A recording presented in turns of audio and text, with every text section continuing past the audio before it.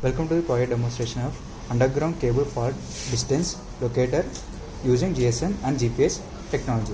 In this project, we are using LCD display, GSM module, GPS module. Here we can say these two are the modules, and also using AC load, relay, PIC microcontroller, and bridge rectifier, track PCB, and RYB fault board. We are providing the power supply for this GSM module through this adapter. Here we can see the adapter which takes 230 volts of AC and will give a 12 volts of DC. That 12 volts of DC will be given to this GSM module. And again here we can see we are providing the another power for the system through this power cable. It takes 230 volts of AC power supply and will be given to this rectifier. Rectifier will converts AC to DC. That so that DC will be a 5 volts. That 5 volts of DC will be given to this track PCB. So the main aim of this track PCB is to divide the equal power to the all components like LCD display, GPS, GSM, relay, PIC microcontroller board. So let me see a demonstration. First of all, we have to insert the SIM in this way. After that, we have to give first power supply for the GSM module. So here we can see the light blinking. If it is blinks more, which means this SIM is not connected network. If this SIM blinks slowly, which means this Airtel SIM will be connected to this network. Now it is blinking very slow, which means it is connected to the network. If it is connected, then only it will send a messages. And after that, we have to give a power supply for the system.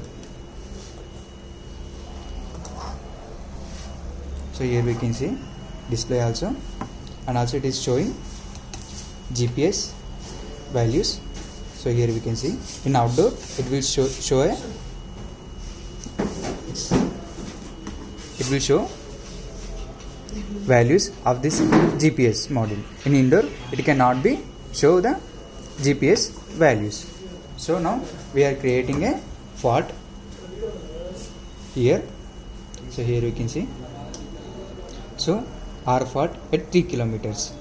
If fault is detected, it will send a message and automatically power supply will be down.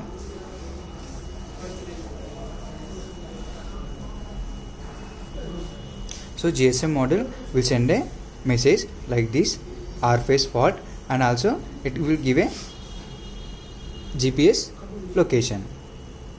In this way, the GPS and GSM will be works for the message giving and mapping.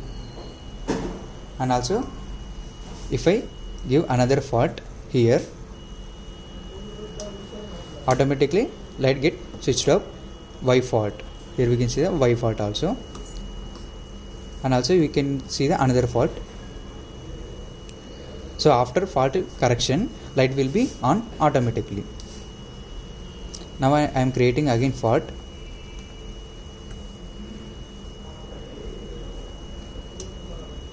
B fault, and again I solve the fault and it will be on automatically within minutes.